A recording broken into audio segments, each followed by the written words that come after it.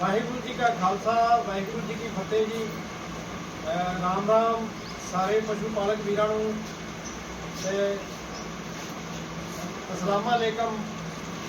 चाहे वो साडे चढ़ते पंजाब के पशु पालक है जां लਹਿੰਦੇ पंजाब के दुनिया के किते भी वसदे पशु पालक वीर, और अज एक बड़ा खुशी का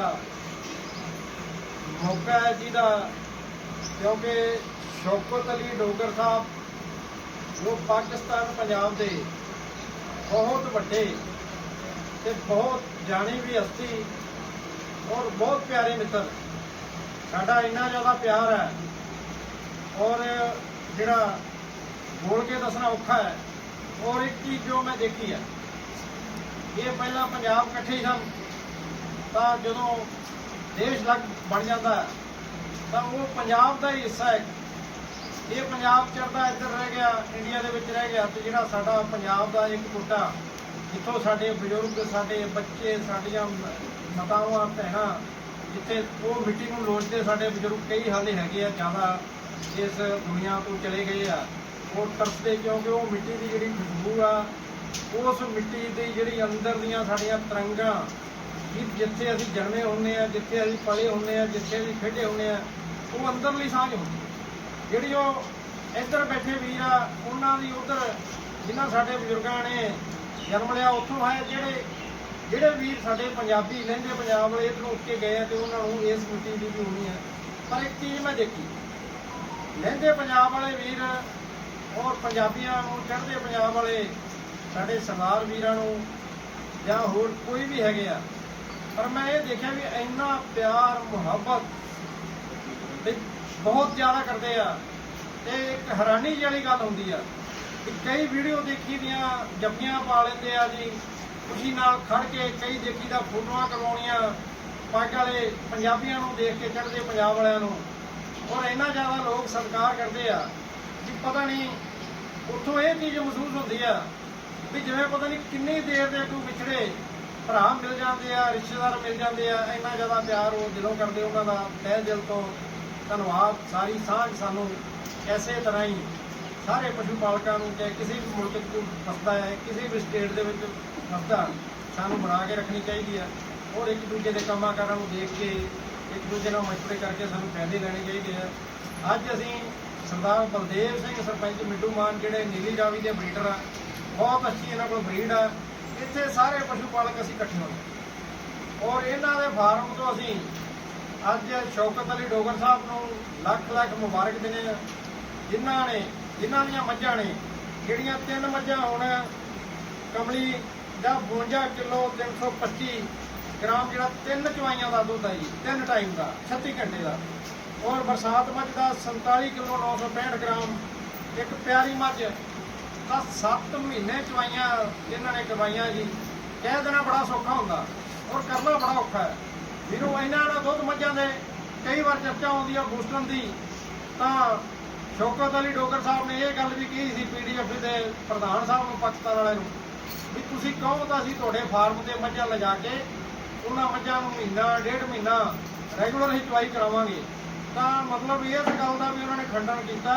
जे किसी नूं इस गल का यह होवे कि बूस्टन की चवाई है जां बूस्टन का दुध है, तो ये मैं आप सारी वीडियो उन्होंने देखी है जिहड़ियां हुण चवाइयां होईयां जिहदे बारे जिक्र कर रहे हैं। वो मੱਝਾਂ नूं 1 महीने वास्ते रैगूलर चवाइयां कराउण वास्ते तैयार सी। ते इत्थों साबित हुंदा भी जिहड़ा दुध जीरो बड़ा हैरानीजनक है।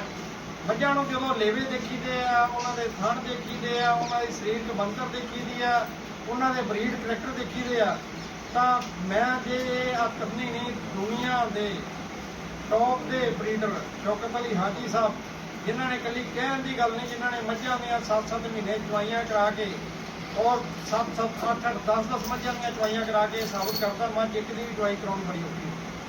तो साबित करता कि दुनिया की नीली और रावी की जिहड़ी ब्रीड है तो शौकत अली डोगर साहब को है। उन्होंने तो सीख के सानू चलो कुछ इधरों भी साडा कुछ जावे उधरों भी आवे, तो साडे जिहड़े पशु पालक आ इधरों मुरा का कुछ आवे उधरों नीली रावी जिहड़ी उन्होंने को इन्ने ज़्यादा दुधारू नस्ल आ, तो असीं किसान आपस में दोवां देशों के किसान फायदा लै सकीए। तो ये जिहड़ी बहुत बहुत अज असीं सारे पंजाब के पशु पालकों वालों ਹਿੰਦੁਸਤਾਨ ਦੇ ਪਸ਼ੂ ਪਾਲਕਾਂ ਵੱਲੋਂ ਮੈਂ ਉਹਨਾਂ ਨੂੰ ਲੱਖ ਲੱਖ ਵਧਾਈ ਦਿੰਦਾ। ਔਰ ਜਿਹੜੀ ਉੱਥੇ PDFA ਸੰਸਥਾ ਬਣੀ ਹੈ, ਚੌਧਰੀ ਅੱਤਾ ਮੁਹੰਮਦ ਗੁਜਰ ਪ੍ਰਧਾਨ ਬੋਰਡ ਅਤੇ ਬੁੱਲ ਐਸੋਸੀਏਸ਼ਨ, ਆਰਫ ਸਾਈ ਸਾਹਿਬ ਪ੍ਰਧਾਨ PDFA ਪਾਕਿਸਤਾਨ ਦੇ, ਤਹਿਰੀਕ ਸੁਲਤਾਨ ਜਨਰਲ ਸੈਕਟਰੀ ਸਾਹਿਬ ਜਿਹੜੇ PDFA ਦੇ, ਜਿਨ੍ਹਾਂ ਨੇ ਇਹ ਚਵਾਈਆਂ ਦਾ ਇੱਕ ਪਲੇਟਫਾਰਮ ਦਿੱਤਾ ਔਰ ਇਹਨਾਂ ਨੇ ਐਡੀ ਵੱਡੀ ਮਿਹਨਤ ਕੀਤੀ। ਇਹ PDFA ਦੇ ਪ੍ਰਧਾਨ ਸਾਹਿਬ ਨੇ, ਜਿਹੜਾ ਆਰਫ ਸਾਈ ਸਾਹਿਬ ਨੇ ਔਰ ਤਹਿਰੀਕ ਸੁਲਤਾਨ ਸਾਹਿਬ ਨੇ, ਜਿਹੜਾ ਪਸ਼ੂ ਪਾਲਕਾਂ ਨੂੰ ਔਰ ਸ਼ੌਕਤ ਅਲੀ ਡੋਗਰ ਵਰਗੇ ਜਿਹੜੇ ਬਰੀਡਰ ਆ ਉਹਨਾਂ ਨੂੰ ਪ੍ਰਦਰਸ਼ਨ ਕਰਨ ਦਾ ਜਿਹੜਾ ਮੌਕਾ ਦਿੱਤਾ ਇਹਨਾਂ ਨੇ। ਉਹ ਸੰਸਥਾ ਬਣਾ ਕੇ ਪਾਕਿਸਤਾਨ ਦੇ ਵਿੱਚ ਜਗ੍ਹਾ ਜਗ੍ਹਾ ਤੇ ਘੁੰਮ ਕੇ ਇਹ ਚਵਾਈਆਂ ਦਾ ਸਿਲਸਿਲਾ ਸ਼ੁਰੂ ਕੀਤਾ। ਤਾਂ ਤਹਿ ਦਿਲ ਤੋਂ ਮੈਂ ਉਹਨਾਂ ਦਾ ਵੀ ਸ਼ੁਕਰਗੁਜ਼ਾਰ ਕਰਦਾ। ਸਾਡੇ ਵੀ ਕਾਫੀ ਸੰਸਥਾਵਾਂ ਇੱਥੇ ਜਿਹੜੀਆਂ ਮੇਲੇ ਕਰਾਉਂਦੀਆਂ, PDFA ਇੱਥੇ ਵੀ ਹੈ, DFA ਵੀ ਹੈ, ਉਹਨਾਂ ਦਾ ਵੀ ਮੈਂ ਤਹਿ ਦਿਲ ਤੋਂ ਧੰਨਵਾਦੀ ਹਾਂ। ਜਿਹੜਾ ਵੀ ਪਸ਼ੂ ਪਾਲਣ ਵਾਸਤੇ ਕੰਮ ਕਰੂਗਾ ਤਾਂ ਹਮੇਸ਼ਾ ਸਾਡਾ ਇੱਥੇ ਵੀ ਉਹਨਾਂ ਦੇ ਨਾਲ ਸਹਿਯੋਗ ਹੈ। ਤੇ ਉੱਥੋਂ ਵਾਲੇ ਵੀਰਾਂ ਨੂੰ ਵੀ ਸਾਰਿਆਂ ਨੂੰ ਲੱਖ ਲੱਖ ਵਧਾਈ। ਜਿਨ੍ਹਾਂ ਨੇ PDFA ਬਣਾਈ ਔਰ ਸਾਰੀ ਇਹ ਸ਼ੌਕਤ ਅਲੀ ਡੋਗਰ ਸਾਹਿਬ ਜਿਨ੍ਹਾਂ ਨੇ ਇੰਨੀਆਂ ਚਵਾਈਆਂ ਕਰਾਈਆਂ, ਸਾਰੀ ਦੁਨੀਆ ਦੇ ਵਿੱਚ ਆਪਣਾ ਪੰਚਮ ਲਹਿਰਾਇਆ। ਕਿ ਦੁੱਧ ਅਸੀਂ ਦੇਖ ਕੇ ਹੈਰਾਨ ਹੋ ਜਾਂਦੇ ਹਾਂ ਕਿ ਇੰਨਾ ਜ਼ਿਆਦਾ ਦੁੱਧ ਜਿਹੜਾ ਉਹ ਪਰਮਾਤਮਾ ਮਿਹਰ ਕਰੇ।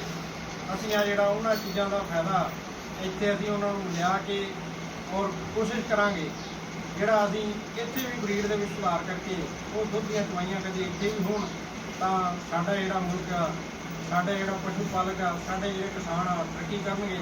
ਤੇ ਫਿਰ ਦੁਬਾਰਾ ਤੋਂ ਲੱਖ ਲੱਖ ਵਧਾਈ ਔਰ PDFA ਨੂੰ ਵੀ ਲੱਖ ਲੱਖ ਵਧਾਈ, ਜਿਨ੍ਹਾਂ ਨੇ ਇੱਕ ਪਲੇਟਫਾਰਮ ਤਿਆਰ ਕਰਕੇ ਮੱਝਾਂ ਦੇ ਪ੍ਰਦਰਸ਼ਨ ਦਾ ਸਾਰੀ ਦੁਨੀਆ ਨੂੰ ਪਤਾ ਲੱਗਿਆ।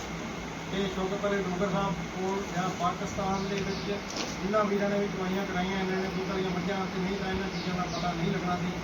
ਔਰ ਸੰਸਥਾ ਦਾ ਵੀ ਬਹੁਤ ਧੰਨਵਾਦ ਔਰ ਸ਼ੌਕਤ ਅਲੀ ਡੋਗਰ ਸਾਹਿਬ ਨੂੰ ਬਹੁਤ ਬਹੁਤ ਵਧਾਈ ਔਰ ਪਿਆਰ ਭਰੀ ਸਾਰਿਆਂ ਨੂੰ ਸਤਿ ਸ੍ਰੀ ਅਕਾਲ। ਸਾਰਿਆਂ ਨੂੰ ਗੱਲ ਪਕੜੀ ਔਰ ਵਾਹਿਗੁਰੂ ਕਰੇ ਇਹ ਸਾਡਾ ਜਿਹੜਾ ਫਾਇਦਾ ਦੋਵੇਂ ਮੁਲਕ ਅਸੀਂ ਲੈ ਸਕੀਏ।